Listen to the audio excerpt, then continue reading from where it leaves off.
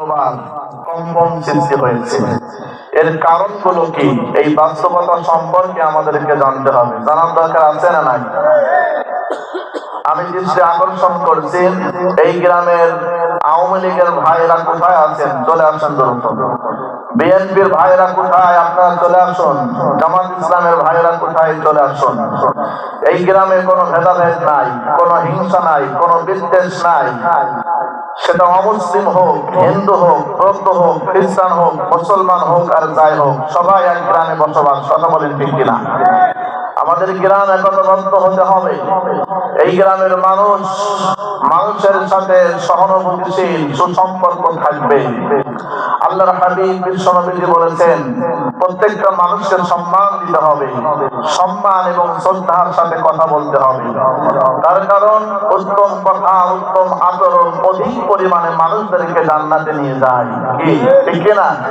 আজকের এই মাহফিল, এই গ্রামবাসী সকলের অবদান আছে না নাই? সকলের অবদান আছে। কেউ অর্থ দিয়েছে, কেউ বিবেক দিয়েছে, কেউ যুক্তি দিয়েছে, কেউ বুদ্ধি দিয়েছে, আবার এখানে অ্যাটেন্ড হয়ে এই মাহফিলকে সফল করবেন। কি ঠিক কিনা? এজন্য এই গ্রামের ধর্মপ্রাণ মুসলমান ভাইরা, আওয়ামী লীগ, জামাত ইসলাম, বিএনপি সহ যে সকল অমুসলিম ভাইরা আছেন, অনেক কিছু শিক্ষা এখানে আলোচনা করা হবে। আপনারা সবাই আসুন এখানে। আজকে আমরা জানবো ভূমিকম্পন আল্লাহ সুবহানাহু ওয়া তাআলা কেন দেন। আল্লাহ সুবহানাহু ওয়া তাআলা এই পৃথিবীর ময়দানে কেন এত বিপর্যয় দেন? আল্লাহর গজব কেন এই পৃথিবীতে নাজিল হয়? কেন এই পৃথিবীর জমিনে মহান আল্লাহ ভূমিকম্প দেন? এই কেন কথার জবাব করতে গিয়ে সূরা শূরা ৩১ নম্বর আয়াতে কারিমায় মহান আল্লাহ ১৫০০ বছর আগে জানিয়েছেন, ওমা আসাবাকুম মিন মুসিবাতিন ফাবিমা কাসাবাত আইদিকুম ওয়া ইয়াফু আন কাসীর। তোমাদের উপরে যে মুসিবত এসেছে তা তোমাদের কৃতকর্মের কারণে এসেছে। বহু সংখ্যক অপরাধকে মহান আল্লাহ তোমাদেরকে ক্ষমা করে দিয়েছেন। তাহলে মানুষের উপরে এই বিপদ আছে কেন? মানুষের উপরে মুসিবত কেন আসে? পৃথিবীর ময়দানে মানুষের উপরে কেন এত ভূমিকম্প আসে? তার কারণ এই আয়াতে কারিমার ভিতরে স্পষ্ট জানতে পারলাম, যা কিছু অর্জন করেছে মানুষ সেই কৃতকর্মের কারণে, পাপের কারণে এই জমিনে মহান আল্লাহ ভূমিকম্প দেন। আল্লাহ রাব্বুল আলামিন এই তথ্যটা আবার সূরা রুমের ৪১ নম্বর আয়াতে কারিমায় দিয়েছেন, যাহারাল ফাসাদু ফিল বাররি ওয়াল বাহরি বিমা কাসাবাত আইদিন নাস। জলে স্থলে যত বিপর্যয়, যত ফাসাদ, যত গজব নাজিল হয় মানুষের দু হাতের কামাইয়ের কারণে।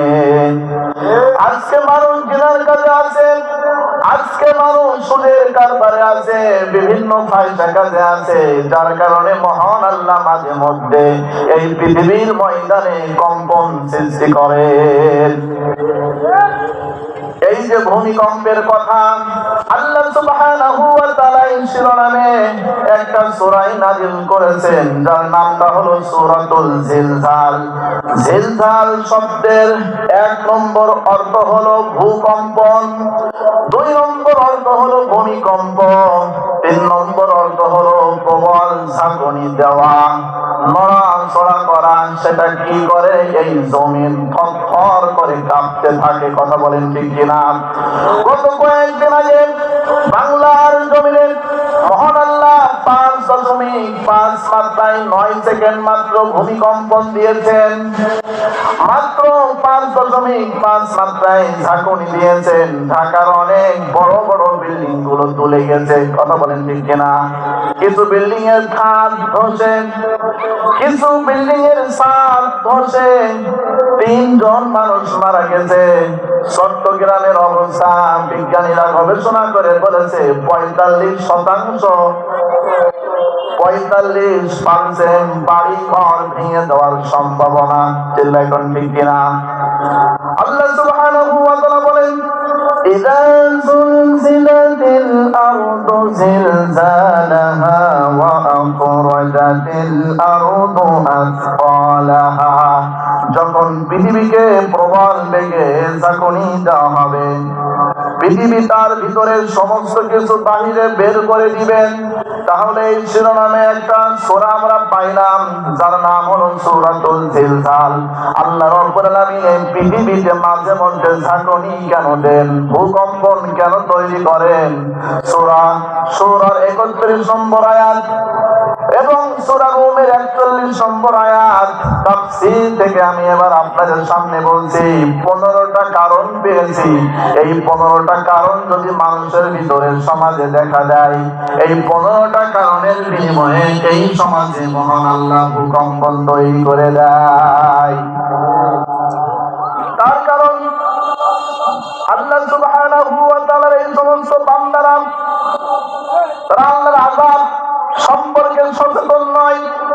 তাদের ভিতরে, তাদের দিলে কোনো ভয় নাই। তারা মনে করে আমরা বসবাস করি সমাজবদ্ধ লোক, আমাদের কোনো কিছুই হবে না। কিন্তু আল্লাহ তাআলা সূরা মুলুকের 16 নম্বর আয়াতে কারিমার ভিতরে ঘোষণা করে জানাই দিয়েছেন, আমিনতুম মান ফিস সামাই আইয়াফসিফা বিকুমুল আরদা ফাইদা হিয়া তামুর। যিনি আসমানে আছেন তিনি মাটির মধ্যে ধসিয়ে দেবেন এবং আকস্মাত ভূপৃষ্ঠ ধরে ঝাঁকুনি খেতে থাকবে। এই ব্যাপারে তোমরা কি নির্ভয় হয়ে গিয়েছ? হে বাংলার জনগণেরা, তোমরা সবাই শোনো। হে মহেশপুরবাসী, খুব মনোযোগ দিয়ে শুনতে হবে। আল্লাহ সুবহানাহু ওয়া তাআলা ভূমিকম্প তোমাদেরকে সতর্ক করার জন্য দিয়েছেন। যারা এখনো পর্যন্ত সতর্ক হননি, যারা এখনো পর্যন্ত কেয়ারফুল হননি, খুব দ্রুত সতর্ক হয়ে যান, কেয়ারফুল হন। তা না হলে আপনার জীবনে ভূমিকম্প আসবে এমন যেই দিন আপনি আর এই জমিনে টিকে থাকতে পারবেন না। কথা বলেন ঠিক কিনা? আসুন আমরা জানবো যে 15টি কারণে মহান আল্লাহ পৃথিবীর ময়দানে ভূমিকম্প দেয়। তার ভিতরে 1 নম্বর কারণ হলো শিরক। এই সমাজে শিরক আছে না নাই? শিরক শব্দের 1 নম্বর অর্থ হলো অংশীদার স্থাপন করা। কার সঙ্গে? আল্লাহর সাথে। বান্দা আল্লাহকে ভুলে গেছে, বান্দা রবকে ভুলে গেছে।